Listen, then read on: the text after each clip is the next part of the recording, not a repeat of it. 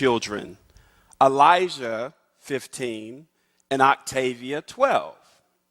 When Elijah was in the 4th grade, he came home from school bubbling over with excitement about what he had learned that day about African American history.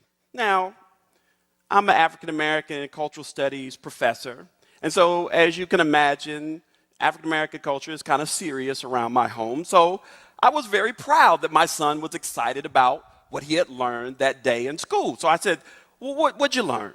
He said, I learned about Rosa Parks. I said, okay, what did you learn about Rosa Parks? He said, I learned that Rosa Parks was this frail old black woman in the 1950s in Montgomery, Alabama, and she sat down on this bus and she had tired feet, and when the bus driver told her to give up her seat to a white patron, she refused because she had tired feet and it had been a long day and she was tired of oppression. And she didn't give up her seat. And she marched with Martin Luther King and she believed in nonviolence.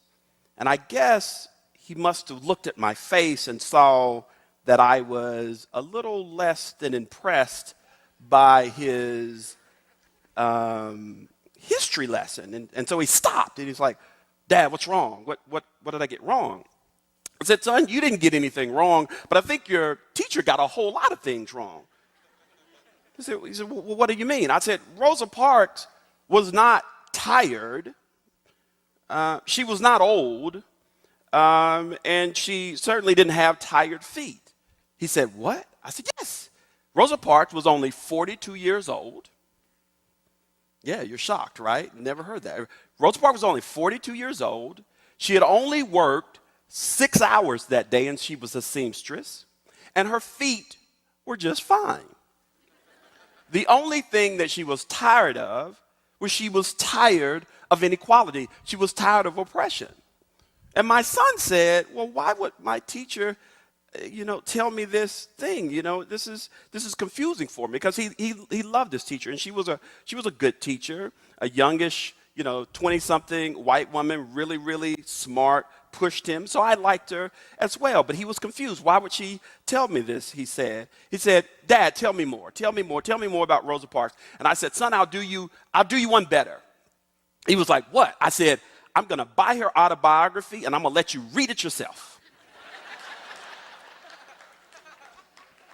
So as you can imagine, Elijah wasn't too excited about this new lengthy homework assignment that his dad had just given him, but he took it in stride. And he came back after he had read it, and he was excited about what he had learned. He said, Dad, not only was Rosa Parks not initially into nonviolence, she said, but Rosa Parks' grandfather, who basically raised her and was light enough to pass as white, used to walk around town with his gun in his holster, and people knew that if you messed with Mr. Parks' children or grandchildren, he would put a cap in your proverbial bottom.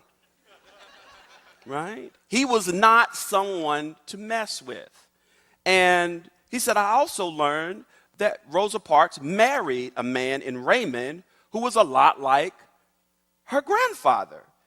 Right? He would organize, he was a civil rights activist. He would organize events, and sometimes the events would be at Rosa Parks' home. And one time Rosa Parks remarked that there were so many guns on the table because they were prepared for somebody to come busting into the door, that they were prepared for whatever was going to go down. That Rosa Parks said there were so many guns on the table that I forgot to even offer them coffee or food.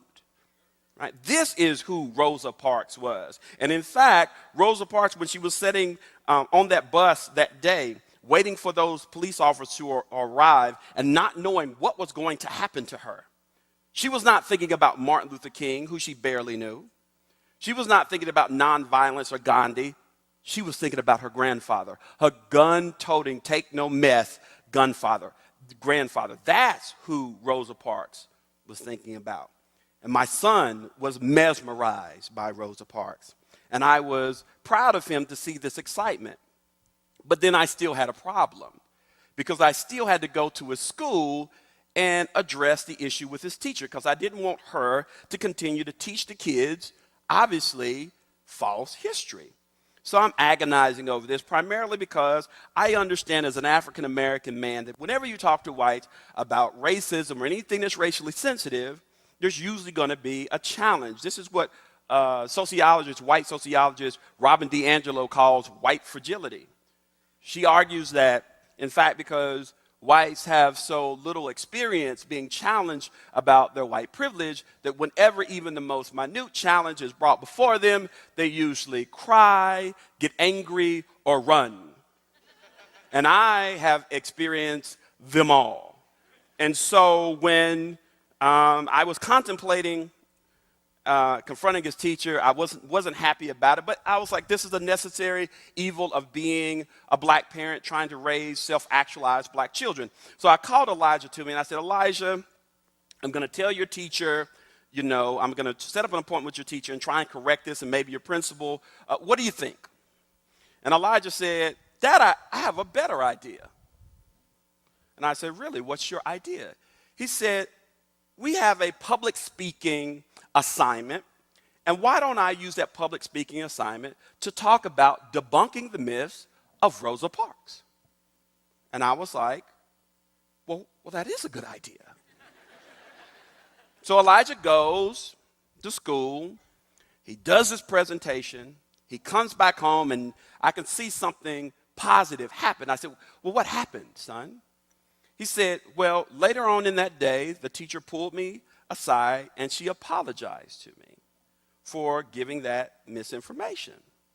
And then something else miraculous happened the next day. She actually taught a new lesson on Rosa Parks, filling in the gaps that she had left and correcting the mistakes that she made. And I was so proud of my son.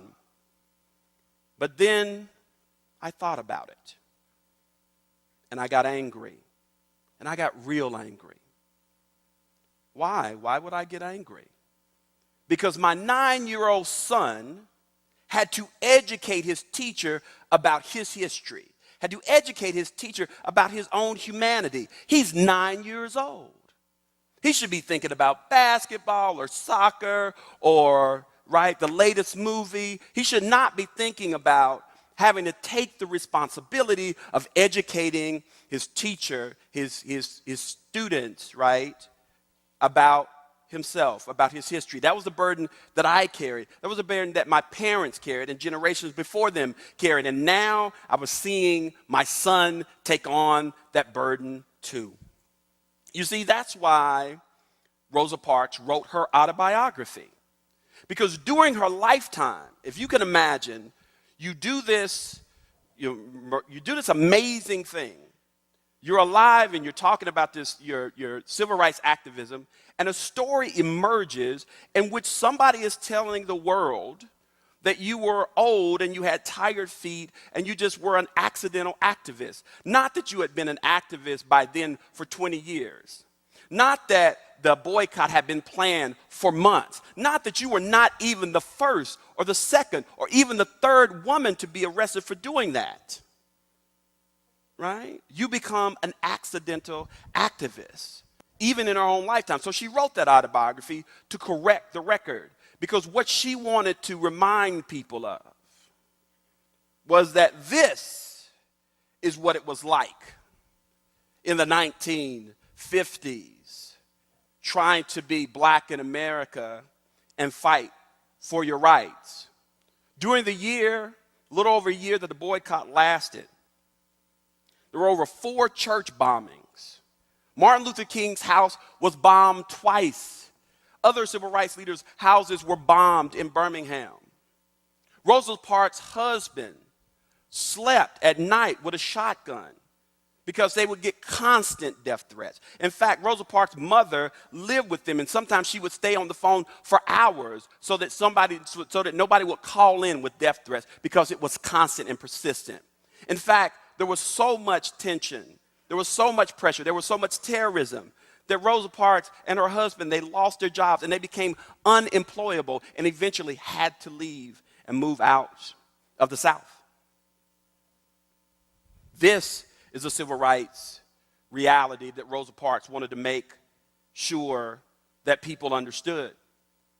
So you say, well, David, what does that have to do with me? I'm a well-meaning person. I didn't own slaves. I'm not trying to whitewash history. I'm a good guy. I'm a good person. Let me tell you what it has to do with you, and I'll tell it to you by telling you a story about a professor of mine, white professor, when I was in graduate school, who was brilliant individual. We'll call him Fred. And Fred was writing this history of the civil rights movement, but he was writing specifically about a moment that happened to him in North Carolina when this white man shot this black man in cold blood in a wide open space and was never convicted. And so it was this great book, and he called together a couple of his professor friends, and he called me to read a draft of it before final submission. And I was flattered that he called me. I was only a graduate student then, and I was kind of feeling myself a little bit. I was like, okay, yeah, I'm sitting around amongst intellectuals, and I read the draft of the book. And there's a moment in the book that struck me as being deeply problematic. And so I said, Fred, as we were sitting around talking about this draft, I said, Fred, I got a real problem with this moment that you talk about your maid in your book. And he said, I could see Fred get a little, got a little up, he's got a little tight, as we say. And he said, what do you mean? That's a great story. It happened just like I said. I said, can I give you another scenario? Now, what's the story? It was 1968. Martin Luther King had just been assassinated. His maid, domestic, we'll call her Maybelle, was in the kitchen. Little Fred is 8 years old. Little Fred comes into the kitchen. And Maybelle, who he's only seen as smiling and helpful and happy, is bent over the sink, and she's crying. And she's sobbing inconsolably. And little Fred comes over to her and says, Maybelle, what is wrong? And Maybelle turns and she says, they killed him. They killed our leader. They killed Martin Luther King. He's dead. They are monsters. And little Fred says, it'll be okay, Maybelle. It'll be okay. It'll be okay. And she looked at him. She says, no, it's not going to be okay. Did you not hear what I just said? They killed Martin Luther King.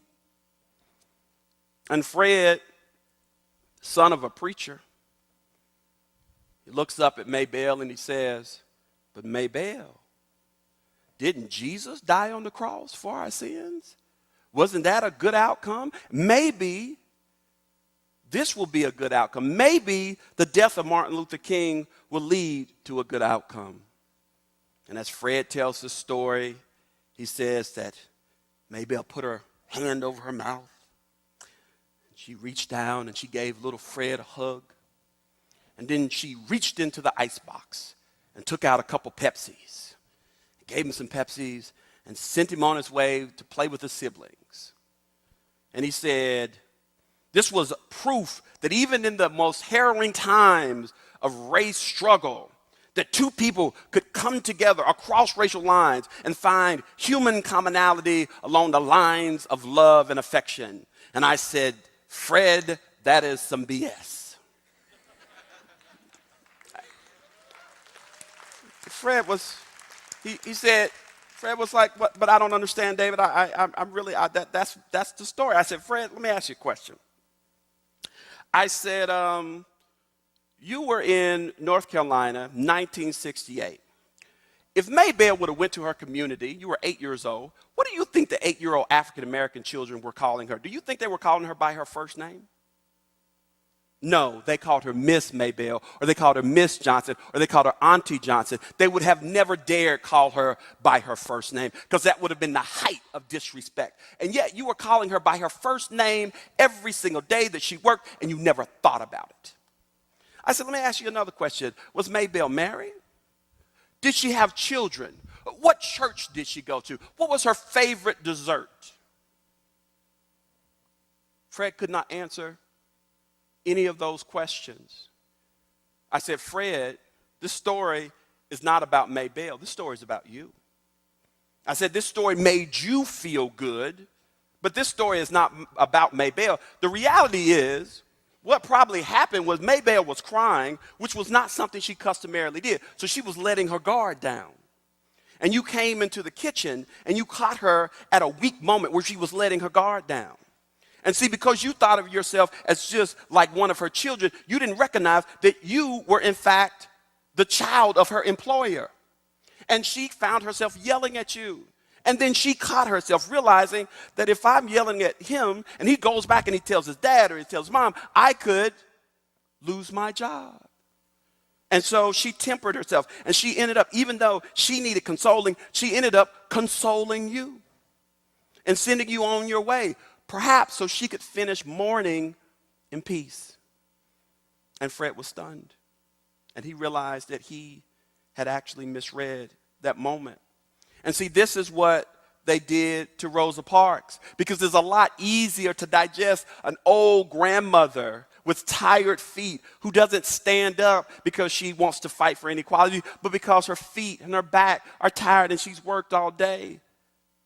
See, grandmothers, old grandmothers are not scary, but young, radical black women who don't take any stuff from anybody are very scary, who stand up to power and are willing to die for that. Those are not the kind of people that make us comfortable.